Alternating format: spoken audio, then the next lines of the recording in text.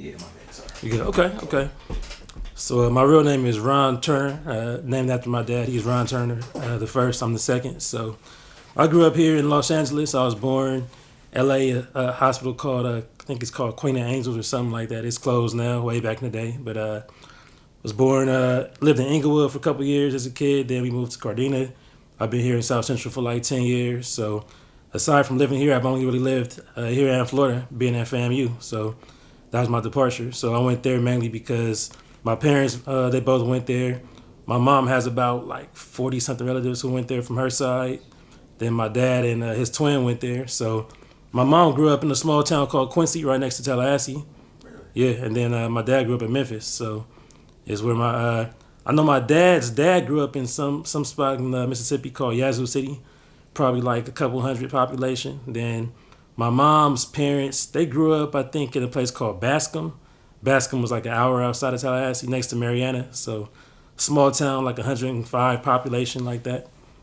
I think like Faye Dunaway's people are actually from the same place, surprisingly. So Dang, that's bro, where they came I didn't from. realize Yeah, you from Tallahassee like that. yeah, from that same area. So So you my was always mom around and family then. yeah, like my mom and her siblings went to fam. Her parents did, uncles and aunts and all that. So yeah. So how was that? I mean, experience. You know what I'm saying? I didn't realize you was that deep into FAMU. Yeah. Did you know people at FAMU like faculty and? Yeah, some of them, like my mom's best friend was like VP of Student Affairs when I was there. A couple of like the faculty, some of my professors, I think. What was it? One of my dad's friend's son was one of my professors, Dr. Black in CIS. So, yeah. So, at the same time, I couldn't act up because, of course, my parents would know right away. But yeah. Oh shit! I didn't even know that, bro. Yeah, that's wild, Yeah. man. So I mean, um, so being that you had that family there, did you get a chance to learn about them? Did you get a chance to learn about the area? Did you kind of see being that was your first time kind of living with them? You know what I'm saying? How was that Yeah. experience? You know, exploring them and learning more about them and your extended family, and did you pick up anything from that? It was definitely good being around them because it's just a different culture. Like, even though it's the same family, like, a lot of my family, so basically, I think my mom's uncles all moved to LA back in like the 50s. Then my dad's siblings moved here around like the 60s, I'm thinking. So both of them had family who moved here separately too. So it just worked out for both of them to be in LA. They moved here in like 75. So it's like, even though it's all the same family, it's always a different culture. Growing up with the LA family, then visiting the ones who are in the South. So even in Florida, I had family who was in Daytona, who was in West Palm Beach, Tampa. So even within that, it's like the family in Daytona. It's a different lifestyle from what's in Quincy, what's in Mariana and Bascom. So seeing that, going to like the churches, like my dad's, I should say my mom's dad was a pastor in Quincy. So going to his home church when I was in Tallahassee, going there, going to my grandma's brother's church that was about 30 minutes out, seeing how they had church the whole day. I got there 11, not even 11, probably 9 a.m. We ate after that, like 12 o'clock. Then 2 o'clock, they're like, are you staying for the late service? And I'm like, y'all go the whole day out here. Okay. So just seeing that culture was definitely eye-opening, but definitely a good thing. And just absorbing what they had, just seeing how they enjoy everything from just cooking to just barbecuing, having the tailgates before the homecoming games. Just a whole different culture out there. So So you're really southern. people say that sometimes. I mean, it's where the thing is, most people in LA are really from the South anyway, because like LA, nobody came from Africa to LA as far as slave ships go. Of course, like Nigerians and Ethiopians moved here. They moved here in the 1900s, but not in the 15 and 1600s. So basically, everybody from LA came from the South. Just that most of them came from Texas, Louisiana, more so than Florida and Georgia. But overall, it's still a lot of Southern culture in LA that comes from that too. So you carry any of that with you? I mean, do you still, you know what I'm saying, I guess, I mean, obviously you were down there, you know what I'm saying, and it influenced you a little bit. And is that, I guess really, because now that I think about it, from seeing how you blend the LA music and the Tallahassee music, Yeah. you was really in there like that. Like, Yeah. you was really in there like who were some of your influences in South Florida? Because I mean, that's T-Pain. I mean, it sounds like you were going to school. That's T-Pain. That's T-Pain just came up. Yeah. I mean, I remember '07. Like, I started DJing heavy like '06, '07, and '07 was probably the biggest year for Florida music. That's when Plies was popping, Trick was still around, Khaled started popping, T-Pain was owning everything on every single hook. Even like Tampa still had their artists going on. Like Kaya was still there, Trina was still there, coming from Miami. Then all the Miami music was popping, all the grind mode, all the DJ Chipman. It was just a huge culture in Florida that was going on in '07. So just being around that to see it in person, like you had to be there to actually understand it. So if you play certain songs in LA or New York or even Atlanta 4 hours away that came from Florida, it's like they'll be lost. But if you were actually there to experience it and hear it as it was going on, it's like it impacts you a certain way. So yeah, most of my style really came from being from both places. So I have the advantage of being from LA, just knowing how LA works, knowing the politics, knowing that one thing about LA is that even though we have our own culture, everybody moves here. So when it comes to DJing here, you can't just play all LA music. If you're in an LA club, maybe if it's just all LA natives, but even then, they want to hear just as much down south stuff as they do LA music. So having that advantage and just knowing the creativity that LA DJs are known for, using turntables versus CDJs versus controllers, like we still use real vinyl on Serato at least, and then merging that with the whole energy of FAMU, just the mic work that they had out there, just the overall keeping the crowd hype, knowing that all right, it's time to go. You go in, you go hard for an hour, hour and a half, you slow down at the end. That whole rotation was straight Florida. So as far as the DJs out there, everybody from Dent to KD to even the young homies like Loose Kid. Like Loose Kid didn't even start DJing until he was like the hype man basically on the mic when I was there back in '08. I remember selling him my speakers because he said he wanted to become a DJ. Now he basically runs the whole state. So he's doing his thing out there. He owns Tallahassee for sure. So he's DJing for Plies, traveling with him. So even whenever he comes to LA, it's like just watching him work on the mic. I'm like, even though he's younger, I'm going to take stuff from him that he does because it's just the way he does that is fascinating. So being able to use both sides is definitely an advantage. Okay, so let's go back real quick to your family and the different families you talked about moving from the South to LA. Yeah. What do you think your family bought from, well, first of all, let's talk about, what I'm saying, your grandparents, if you know them, or matter of fact, who's the furthest relative you can go back to?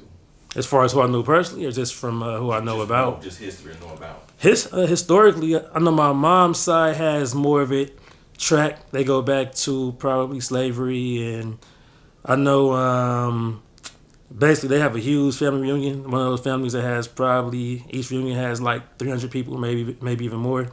So I personally knew my great-grandparents on my mom's dad's side and on my mom's side. So, and even with that, it's like the reunion is basically my great-great-granddad named Noyer. So it's like he had maybe 4 or 5 kids, and all their kids had anything from 8 to 13 kids. They had, it's just one of those type of things. So going back to that, I know they all came from Florida. I forget the story of how it happened. I think they did get some property back in the day. That's probably how they ended up in places like Bascom. As far as my dad's side, I know his dad was basically an orphan who ran away when he was like 7 years old, but they actually did some research, I think tracking down from my dad's mom's side. I think it goes back to Virginia. Somebody named the Crooms, that was like the white slave owner. As it goes, the slave owners slept with our black relatives and procreated. So however you want to call that happened. So I know we have a lot of history with that called the Crooms. So that goes back to Virginia probably in the 1800s, maybe even earlier. You know a lot. You said you've seen your great-great-grandfather? I know them, yeah. I got pictures with them. The great or the great-great? Oh, just the great. Okay. But I know about the great though. Great, yeah. So I actually had a conversation. Here's where the parallels come. Mm-hmm. A lot of people I talk to, their great-grandfather or grandfather was an orphan, ran away, started their family. That has happened often. And also the land thing. I've actually talked to multiple people who said that they know for a fact their great-grandparents were given land. And they sold it was a common thing. That happened. So one story that's kind of it's funny now, but it probably wasn't funny when it happened, basically. So on my dad's side, they don't mind me telling it. So Johnny Cochran is one of our like distant relatives. I think it's like my dad's mom's, what was it? Whatever it was, it's like he was probably a 4th, 5th cousin, but it was basically Johnny's granddad was named Johnny Cochran. Like he must have been Johnny Cochran Sr. So Johnny, who we know, is the 3rd technically. So Johnny Cochran Sr. is back in like the late 1800s. And then it was like my dad's great aunts, maybe, whatever it was. Their names were Lydia and Anna. So basically, they were all given some land back then. They all had some land. So it was the two sisters who owned it along with Johnny's granddad. At one point, I guess Johnny's granddad got greedy. He sold the property to some white folks and ran away. So he sold the land, and then like Lydia and Anna came home from wherever they were at. Some white folks were there like, yeah, your brother sold the land, so you can take these bags that he left for you, but that's it. They're like, where'd he go? They're like, we don't know. So they tracked him down somehow, found him, killed him, and got the money. So it's like, yeah, that's those old school stories for you. So it's like, yeah. And we didn't find that story out till maybe like 6-7 years ago. Is it written down? Who told you? Who passed that story down? I know they tracked it. They tracked it somehow. I'm trying to think of who actually found it because I know we didn't really learn it until Johnny Cochran himself died. I know my dad did go to the funeral because Johnny actually spoke at our church a couple times, but I don't think we really learned the story until he died. I'm trying to think of where they even found the information on that from. It was just, I think, passed down orally, or I don't know where it came from, but that's more than likely what happened because a lot of the stories we have is orally passed down. They are. That's why a lot of stories are gone because that's true. What I'm realizing is that, you know what I'm saying, we don't capture them, and the older people is not telling them no more, and we ain't really interested in hearing them, so they die. And then we don't have this recording to relive or reheal their stories. We don't have no paintings of them. That's true. You know what I'm saying? For instance, both of mine, I knew my great grandmother. And I don't have nothing from her. Damn. She was half Indian and half black from Alabama. Her you know what I'm saying? Nothing. Wow. Both of my grandmothers are gone, and I never got a chance to get anything from them. So now my grandfather is left. I don't know my grandfather on my father's side. I actually don't know really anybody on my father's side. Yeah. Actually, I know him, and he died, and that's it. You know what I'm saying? Okay. So like when you think about the stories. Yeah, it's like they're disappearing, and we're that's true. It's hard to because if, like you said, if it wasn't written down, and even if it was written down, if you lose it, a lot of stuff got lost in fires back then because a lot of houses just got collapsed, or even if the house got sold or somebody, whatever could happen. Like even the stuff that was written down, a lot of times disappears. So yeah, that's a whole nother conversation, man. I'm sure that you've had stories about how. Well, I had. So what I wanted to segue into was. Your family, what did y'all bring? What do you remember, you know what I'm saying, your family, or what do you think your family brought from the South to LA and made that, you know what I'm saying, and you can see that blend of the two things? Overall, in any direction? Well, like which food way? Or as far as food, or any type of traditions or practices or values that you might see from the South that your family. I feel like everything that we do here in LA, especially my family, but a lot of families here probably did come from the South. Everything from just being religious and going to church every single Sunday, like especially growing up, it was where I don't care if you want to go out after the football, basketball game on Saturday night, you can. If you want to go party, you can, but you're getting up at 9:00 to go to church. So everything from that to just praying all the time to all the food. My mom still cooks soul food. Of course, because they're older, they realize that they can't cook it the same exact way, so it's not as much fried, not as greasy as it used to be, but all the food basically all that came from the South. Even my mom, like, she always cooks large portions because she grew up, she was the oldest daughter, so it's like when she cooks, she doesn't just cook for one person. It's like she cooks for like 8 people, even if it's just 3 of us. Wow. So that's still the same way. She still cooks family meals. Yeah, like family meals. Yeah. Every time. And just the way we get together, too. We always get together for Thanksgiving, Christmas, usually Easter, like New Year's, Christmas Eve, like certain days we always get together. So that definitely came, I would say, from the South. As far as music, I'm sure that did, too. My dad was, he was more of a jazz musician. He was never a big soul head. Surprisingly, he wasn't really into blues, even though he came from Memphis. He was into straight up jazz. And jazz, to me, was probably bigger on the East Coast than it was in the South back in the 60s. The whole Miles Davis and Coltrane era, but it was still prevalent in the South, too. But at the same time, he was in the Marching 100, too. So he was in the band at FAMU with his twin, and then he became a band instructor.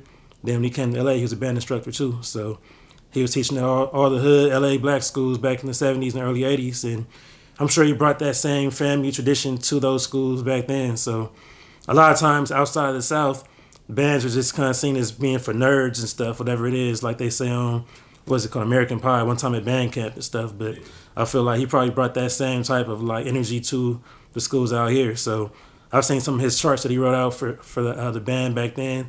Writing out like the old Cheryl Lynn, Gotta Be Real, and those type songs, the Emotions and Earth, Wind and Fire. So that same style probably came straight from there. Wow, so the music is really deep in your family then. Yeah, I would say so. Yeah, yeah, wow, man. Learned so much about you in 20 minutes. Sure, yeah. So okay, so then I'll go to this question, right? So what are your best and worst memories of like growing up as a black man, as a black kid? You know what I'm saying, in LA or America or whatever you have. Yeah, I mean, growing up as a black kid in LA is one of those things where I think the funny thing about everybody who moves to LA or visits LA, they have like two extreme views of LA. Either it's the Hollywood glitz and glamour, Beverly Hills, or it's boys in the hood and colors and just the deep hood. For me, most of my upbringing was it was balanced. I saw both sides of that for sure. So I didn't see the deep hood too much, I didn't see the ritziest of the ritzy, but I saw a lot of that side too because I had relatives everywhere from Compton to Inglewood to Baldwin Hills, so it was just that good balance. So with that, the best memories were probably everything that LA had in the 90s. I feel like LA 90s is probably the best time to be around. Like I would say New York was probably more 80s, but for the 90s, LA had everything from the music, everything from the Snoop, Dre, the Ice Cube, the DJ Quick, Sugar Free, Eastsiders to the movies. We had all the main movies came from here. So Friday, Boys in the Hood, Menace, all those came from here, and that was based off what we were actually living and experiencing. Even sports-wise, we had Magic when the 90s first started. Bo Jackson was there for a quick second until he got hurt. Then we had Shaq and Kobe. We had, the Dodgers had a cool little run too. So even the Mighty Ducks came from a movie and then became an actual real hockey team. We had the Raiders and Rams here until they left. So we had all that culture going on, and then on top of that, just everything from the fashion to the cars. It was a good time to be here. So I feel like it was just fun, just being able to, even just watching movies. It's like you would watch movies and see stuff that you went to the last week. You watching like the Good Burger movie, and you see it. That's the Lagan's Palace. We were there last week playing golf, so stuff like that, and just being able to, the lifestyle we had was where I grew up in a neighborhood that was kind of like middle class. For LA terms, they might call it lower middle class, but it was technically middle class to me in Gardena, so it was all black. It's like technically it was Crips there, so it's like you saw the hood culture, you still heard the same music, but we didn't have to worry about gunshots every day, so we had that good balance. We still couldn't wear what we wanted to wear, so it was just a subconscious thing to not buy or wear anything red. So I didn't start wearing red till like this decade. It was just ingrained in you to not wear red because you just couldn't. Like my mom would check me sometimes. I would have on a red polo, and she's like, "You're not in Florida. You gotta take that off." And I'm like, "But it's a polo." She's like, "I don't care. It's red. You gotta take it off." And I was buying my car. It was a clean red Mitsubishi Galant. She was like, "Nope, you can't get it. It's a red car." So that was all real life. Like we couldn't do that. I had the Jordan 11s in, was it 6th grade? After that, I didn't have nothing else red until like college. So that was a reality back then. Like, you couldn't wear certain colors. You had to know even certain hats you couldn't wear. You couldn't wear certain jerseys with numbers on it. So it was where for me, I just wore all Lakers stuff, Raiders, Dodgers, because that was just LA. But I couldn't wear no Yankees hat. I couldn't wear a Seattle Mariners hat. I couldn't wear the Cincinnati Reds hat. Like basically only a LA hat would even fly in LA. So it was bad like that back then. It really was. So it's like, even if I didn't have to worry about it in my own neighborhood, like it would be days when I got my car, my mom would be like, "Can you go pick up a turkey from so-and-so, pick up a cake from over here?" And I'm thinking, they live on Van Ness and 54th. They live on Fig and 43rd. I got to change my whole outfit up. So let me just put on this white t-shirt and just some gray jeans just so I look neutral. It's crazy. So, yeah. It was young cats that was doing this? It was just mainly young. I mean, a little bit of everything. It would be everything from like 13-year-olds up to like early 20s. But it depended on how old you were. If you were 15, a 30-year-old wouldn't bother you. But it's like the kids who are 15 might be eyeing you, always asking you, questioning you on where you from and all that. So what do you think made, kids get so many people get into that gang culture and really fuck with it as hard as they did, at that time? To me, I guess being like growing up here, it makes more sense to us than it does to anybody else. Because on the surface, people just see it as ignorance. Like, why you join the gangs? Just to shoot and kill and to kill over colors. But it's way deeper than that. I mean, for one, it's where my next door neighbor was the one who actually started the Crips up in my whole neighborhood. So of course his sons are gonna gangbang because it's one thing. Like my dad went to college and he's a teacher and everything else. So of course he's looking at me like, you better not even consider it. But if your actual dad is a gangbanger, it's like that's what you know.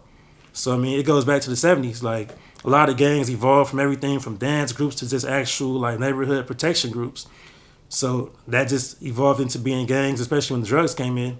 That's when everything got hot. So a lot of gangs came from just being about drugs. It wasn't just about I'm wearing a color and I'm killing you because you have an opposite color. It's more so about I'm killing you because you're threatening my money. That's all. That's all it's about anyway. Is money. So a lot of times kids join because they don't have a father figure at all. They might do it because their older siblings or cousins do it. A lot of times in certain neighborhoods, like one dude from Watts told me that wherever he grew up at, he didn't want to be in a gang, but he had to walk through this certain gang just to get from school to his house every day. So every day they'll just jack him and jump him. And so they're like, look, if you don't join the gang, we're going to jump you every day. He learned how to go around the block to an alley. They ain't seen him for 2 weeks. They saw him, oh, that's where you've been at. You've been going this way. Okay, we still going to jump you.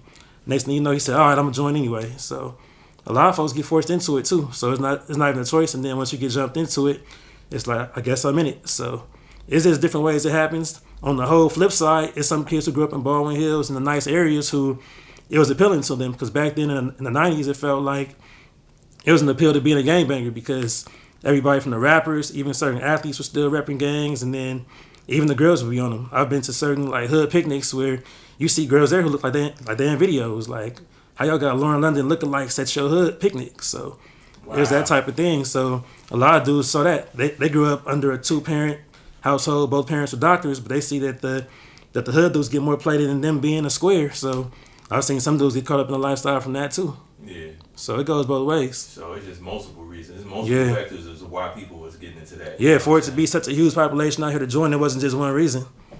Yeah, it was a million reasons for it to happen. So, yeah. Oh man! All right, so we can close it up with my last question. So like, this one question is more of a kind of a thing that I've been doing on the videos, but like, basically, I don't know the best way to put this. I want to know about what. So we as black people, we as minorities, we get a lot of stereotypes. You know, people's always stereotyping us. They always call us something we ain't. You know what I'm saying? Or they give us a name we ain't. And like, I came across this and I wanted to give people the opportunity to kind of voice themselves a little. You know what I'm saying? To kind of break maybe a stereotype that they've been told. And I figured hopefully more of these together will you know what I'm saying, kind of be inspiring to people. But anyway, have you ever been called a name, or has anybody ever, you know, or have you ever felt like people have felt like you were a certain thing?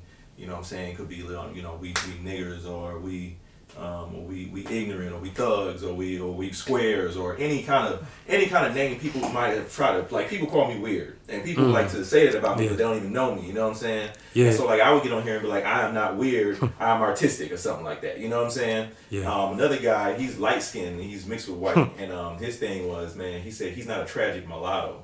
You know what I'm saying? So people, you know, and. Yeah. I didn't realize that, you know, people was holding on to this type of stuff, but you know what I'm saying, like Tamara, I did Tamara, she she had some stuff she let go, you know. You know what I'm saying? So I don't know. Do you feel does anything come up does anything come to mind when you hear that? As far as what people have kind of stereotyped me as, or I'm trying to think. I mean, in that way, I never really had the weird stereotype per se. I'm trying to think. A lot of stuff has kind of been forgotten too. A lot of stuff, like you said, it gets buried and you forget about it. I would even say, looking back to something that you just feel in general. You know what I'm saying, for black folk. You know, being a black man, like I the first thing that comes to my mind is like, you know what I'm saying, I'm not aggressive.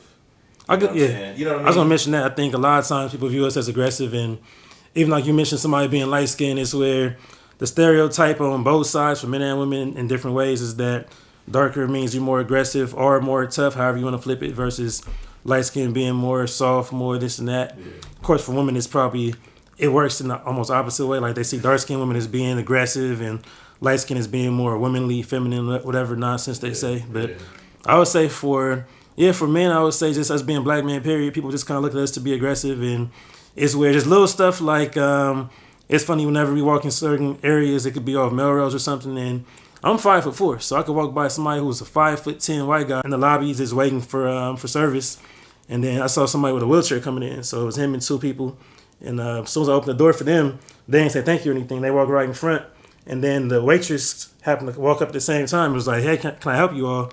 And it was like, she was serving them before she was serving me. And I've been waiting for about 2 minutes, but it just happened to be that they walked in at the same time. So I was just kind of like, excuse me. I was, but they ignored me. They walked right past, ignored me that I held the door open for them, and that I was waiting.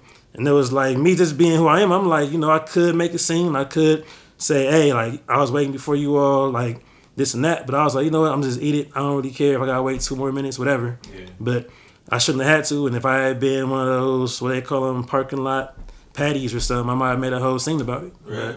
It's like, that's yeah. That's a direct result of us having to change who we are, a shift to our personalities in order to accommodate other people all of the time. We do. Yeah. And you know what I'm saying? They could have thought you worked there. And then on top of that, then it's also stereotyping, That's, you know what I'm saying, because of your skin color. So like it's like all of these things that kind of, you know what I'm saying, that we gotta carry with us, you know what I'm saying? Which makes us hyper aware of our surroundings all the time. To the point where, you know what I'm saying, because the things that they don't recognize, we see, and we be trying to, and a lot of times we try to tell them, look, this is what's going on. They don't listen. They always say maybe this, or maybe they just had a bad day, or maybe they just didn't realize you were, they always have an excuse for it. Then if we react a certain way, like even with the whole Russell Westbrook thing this week, somebody called him the N-word, this and that, and then some white folks were kind of saying, well, he's a professional, he gets paid, and you should be able to ignore it. It's like, you don't know what we've already dealt with, so this is just a spark to what we already have, that we're already burying, like beneath us. So